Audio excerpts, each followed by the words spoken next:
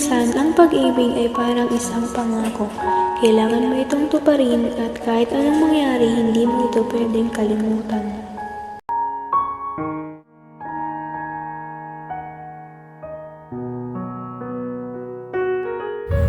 Timujin anak, bilisan mo na riyan. Kailangan nating magmadali. Bakit ina? Malayo ang ating lalakbayin. Kailangan huwag tayong magpatay-patay. Mahalaga ang ating sasadya. Nagugulo na ako sa ina. Ina ka parang mamadali at sinasabing mahalaga ang ating sadya sa ating pupuntahan. Ano ba iyon? Ika'y 9 na taong gulang na sa edad mong yan, Timujin, ay dapat ka nang pumili ng iyong mapapangasawa.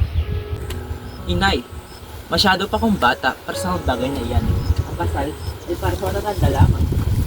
Abat, ang batang ito, hindi naman ibig sabihin na kapag nakapili ka na ng babae papakasalan mo, ay magsasama na kayo. Isang simpleng pamimili lamang ang gagawin mo at pangakong siya iyong papakasalan. Ganun po ba yun, ina? Oo anak, tayo nabibilang sa tribong Borjigin kaya't ikaw ay pipili ng babaeng mapapangasawa sa tribong Mirit. Bakit sa tribong Mercha kailangan magulang? Hindi man iyon ang ating tribo.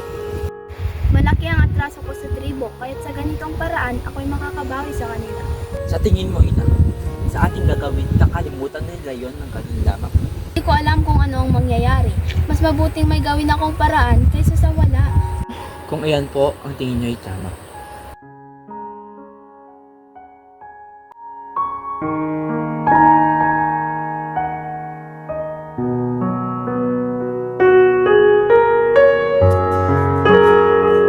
Timujin anak, magpahinga muna tayo. Mabuti yun, ina. Napagod na rin ako.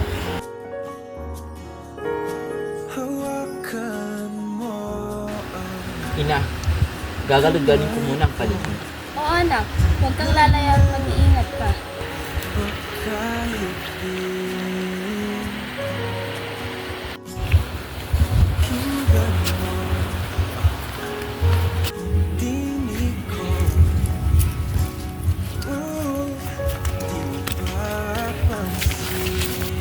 Ah, may magnanakaw!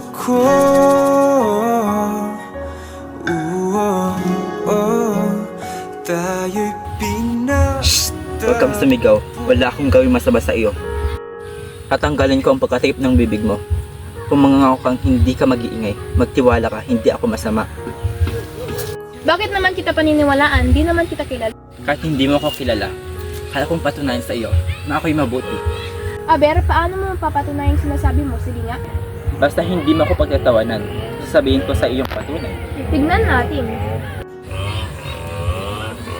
Ngiti-ngiti mo riyan. Sabi mo, huwag ako tatawa. Ikaw lang naman sa tatawa. Eto na, handa ka na ba? Kanina pa, ang bagal mo naman. Nais ko sanang ikaw ang babaeng asawa. Sira ulo ka ba? Niloloko mo ko, no? Kabata-bata pa natin. Seryoso ako. Ano, payag ka ba? Ganon-ganon lamang ba yun? Alam kong mahirap akong paniwalaan. Hayaan mo paliwanag ko sa'yo. Kahit umuulo ka. Kasama ko si Inay. Kami pupunta sa tribo ng mga Mirit upang ako ipipili ng aking mapangasawa.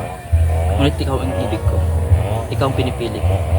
Anong mayroon sa akin? Bakit ako ang pinili mo? Hindi ko rin alam. Ang tanging alam ko lamang, ikaw ang binigay sa akin ng pagkakataon. Ikaw ang nakita ko. Hindi man ibig sabihin na pumayag ka, papakasal na tayo. Di ko alam kung anong sasabihin ko sa'yo, pero sige na nga. Maraming salamat sa iyo. Ako'y labis mong pinaligaya. Asahan mong hindi ka magsisisi sa iyong desisyon. Paano na ngayon? Tuloy-tuloy pa rin ang buhay natin. Pero darating ang panahon na mamumuhay tayo sa isang bubong na arugain ang ating mga mabubuting anak. Matagal pa iyon. Oo, pangako. Babalikan kita pagkatapos ng 5 taon. Halika, puntahan natin si Ina. Tadhana, tadhana.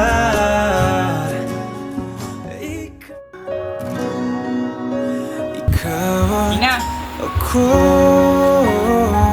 Anong? Sino siya at bakit? Ina, siya po ang babaeng napili ko. Si Borte. Magandang hapon po. Kumusta po kayo? Pero... Umanhin po, Ina. Pag-desisyon ko. Pero buo po aking loob sa aking ginawa. Kalimang nawaan niyo po ako. Yan ang desidido nandito ka na. Sino ba ako para di sumang-ayon sa iyong kagustuhan? Buhay mo naman ang nakataya rito. Okay lang ba sa iyo? Opo.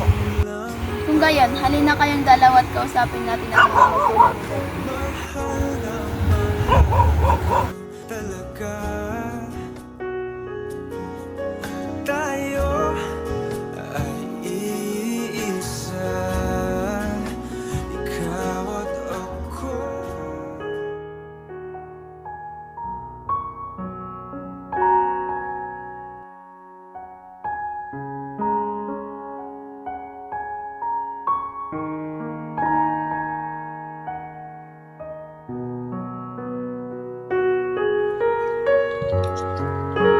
Si Borte ba yun? Baka guni-guni ko na.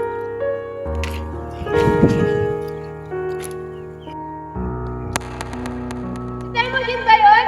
Dermojin!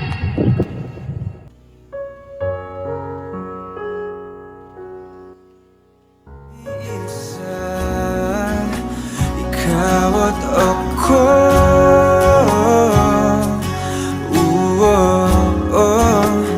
Tayo'y pinagtagpo. Oo nga, bumalik ka! Oo, bumalik ako para sa'yo. Ikaw at ako.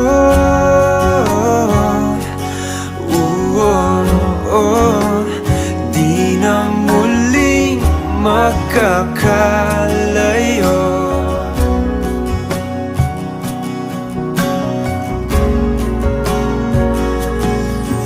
Uno sa buhay natin.